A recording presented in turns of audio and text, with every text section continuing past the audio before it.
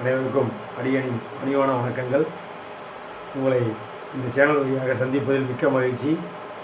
தற்போது நடைபெற இருக்கின்ற ஜூன் மாதத்தில் நடைபெற இருக்கின்ற குரு பயிற்சி என்று ஒரு பொருள் இப்போது பேசப்பட்டு வருகிறது. அந்த வகையில் மேஷராசி நேயர்களுக்கு குரு பயிற்சி எவ்வாறு இருக்கும் என்ற வகையில் வித்தியாசமான ஒரு பலன் சொல்ல போகிறோம். உங்களுக்கு பிரமாதமாக இருக்குது, அமோகமாக இருக்குது, ஏகமாக இருக்குது, அமோகமாக இருக்குலாம் சொல்ல வரல.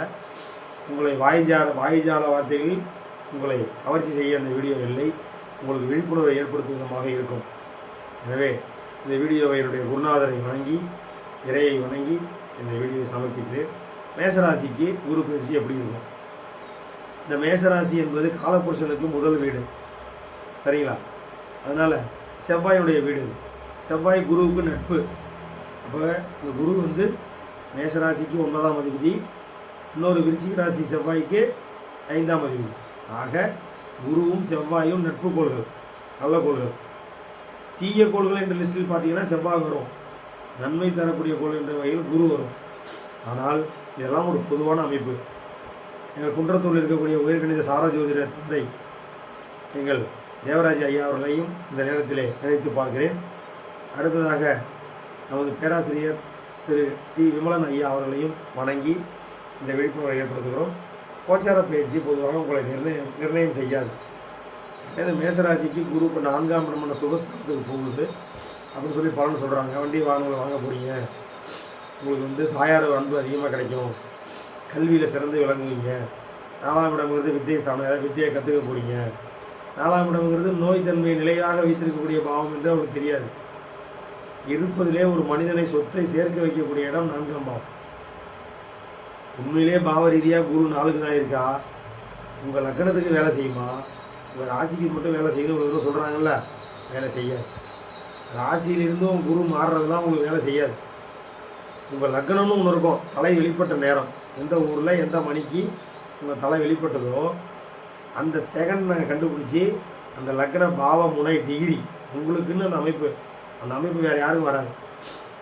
நீங்கள் ஒரு தேதியில் 10 மணி 18 நிமிஷம் பிறந்துருக்கீங்கன்னா 10 மணி 18 நிமிஷம் 10 செகண்டா 20 செகண்டா 40 செகண்டாக நாங்கள் கண்டுபிடிச்சிடுவோம். நேர திருத்தம் செய்து உங்களுக்கு ஜாதகத்தை ஸ்டடி பண்ணி வேறு எந்த ஆர்டரும் பண்ண மாட்டோம். செகண்டை நாங்கள் சொல்லுவோம், ஒன்றா பார்த்துங்க. செகண்டு உங்களுக்கு தெரியுமான்னு பாருங்கள், பெரும்பாலும் தெரியாது. என்னுடைய நண்பர்களுக்கும் என்னை போன்ற மாணவர்களுக்கும் தெரியும்.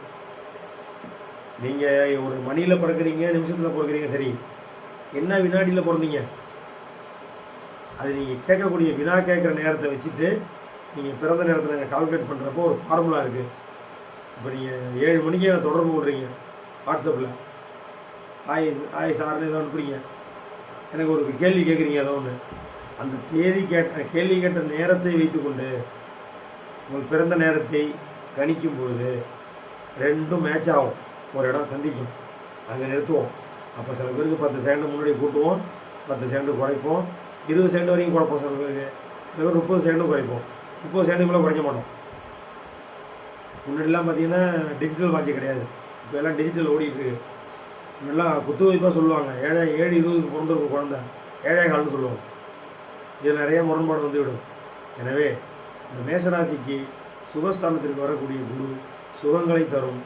நீங்கள் என்ன வேலைகள் செய்கிறீர்களோ அதுக்கு தகுந்தா போல் மாறுமே தவிர, நீங்கள் ஆலங்குடிக்கு சென்று அர்ச்சனை செய்தாலும் சரி, திருச்செந்தூர் சென்று மொழி விட்டு வந்தாலும் சரி, குரு உங்களுக்கு பிறந்த நேரத்தில் எந்த பாவத்தை, எந்த நட்சத்திரத்தை, எந்த உபநட்சத்திரத்தை தொடர்பு கொண்டு என்ன ரிசல்ட்டில் இருக்கோ, குரு கெட்ட கிரகமா நல்ல கிரகமா என்பது அது தொடர்பு கொண்ட பாவத்தை வைத்து நாம் கணிக்க வேண்டுமே தவிர, இப்போது தற்காலிகம் 3 மாதம் ஒரு ராசியை விட்டு மாற போகிறாரு, 3 மாதம் வக்கரமாக இருப்பார், 3 மாதம் அதிச்சாரம், இப்படியே ஓட்டியானா 9-12 மாதத்தில் அடுத்த கட்டத்துக்கு போயிடுவார்.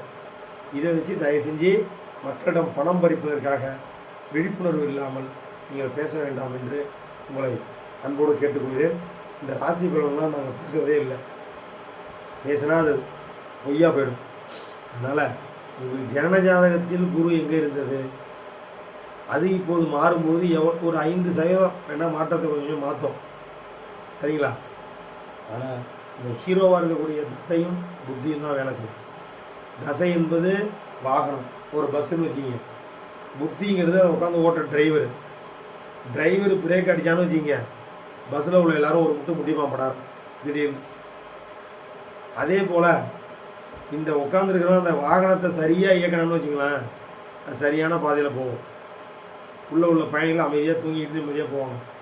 இந்த ஓட்டுறவங்க கண்டாமலாம் இப்படி எப்படி ஓட்டுறான்னு வச்சுக்கிங்க, இப்போ உள்ளே உட்காந்துருவங்க என்ன சிரமப்படுவாங்கன்னு நீங்களே புரிஞ்சுக்கிங்க. இதுதான் வேலை செய்யும். உங்களுக்கு நடக்கக்கூடிய திசை புத்தி. பிறந்தப்ப நீங்கள் மக நட்சத்திரம் பூர்ண நட்சத்திரம்னு வச்சுக்கிங்க, இல்லை பிறந்தவொன்னே ஒரு சித்திர நட்சத்திரம்னு வச்சுக்கிங்க, செவ்வாதசை நடந்திருக்கும். செவ்வாதசை இப்போ எப்படி நடந்ததுங்கிறது தொடர்பு வச்சு சொல்லுவோம். அப்போ நடந்த ராகு திசையை நான் பார்ப்போம். ராகுனாலே பொதுவாக மாயாஜால கிரகம், பெரிய கொள்ளை அடிக்கிற கிரகம். சிட் ஃபண்ட்லாம் தூக்கி பணத்தை தூக்கி ஓடுறான் பாருங்க, கொள்ளைக்காரன், கடல் கொள்ளையர்கள், ஏமாற்றுதல், சின்ன திருட்டெல்லாம் சனியுடையது. இந்த வீடே என்னதுன்னு சொல்லுவான் உட்காந்துக்கிட்டு, அதான் ராகு. இந்த நாடே என்னதும்பான், அது ராகு. அவன் கெஞ்சி கூத்தாடி வந்திருப்பான் அந்த நாட்டுக்கு, அவன் ஒரு ஆளை சேர்த்துட்டு அந்த நாட்டையே கைப்பற்றிடுவான், அதான் ராகு. சனி பார்த்தீங்கன்னா சின்ன சின்னதாக திருடும். பேனாவை திருடும், ₹1 மட்டும் திருடும், ஒரு 50 காசை திருடும், ஒரு சாக்லேட்டை திருடும். நகையை திருடாது. நகையை திருட சனிக்கு தெரியாது, திருடும். அதுலேயுமே சின்ன சின்னதாக திருடும்.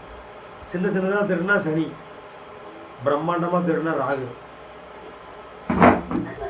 அதாவது சின்னதாக ஒரு செயலை செஞ்சு அதில் பிறரை ஏமாற்ற வேண்டும் என்ற எண்ணம் இருந்தால் அது உங்களுக்கு பார்த்திங்கன்னா அது சனியுடைய தத்துவம். அப்படி இல்லாமல் பெரிய திருட்டு, பெரிய மோசடி, பெரிய கொள்ளை, இதெல்லாம் ராகுடைய காரணம். இந்த வீடியோவை உங்களுக்கு ஓரளவுக்கு புரிந்திருக்கும். எனவே குரு பயிற்சியின் போது குருவை மட்டும் நீங்கள் கணிக்க வேண்டாம், குருவோடு இருக்கக்கூடிய மற்ற கோள்களையும் நீங்கள் ஆராய்ச்சி செய்து அதனுடைய தசாபுத்திகளை நீங்கள் ஆய்வு செய்தீர்களானால் அது உங்களுக்கு நல்ல ஒரு மிளர்ச்சியான பலன்களை கொடுக்கும் என்று கூறி இந்த வீடியோவை இத்தோடு நிறைவு செய்கிறேன். நன்றி, வணக்கம். வாழ்க வையகம், வாழ்க வளமுடன், வாழ்க வையகம்.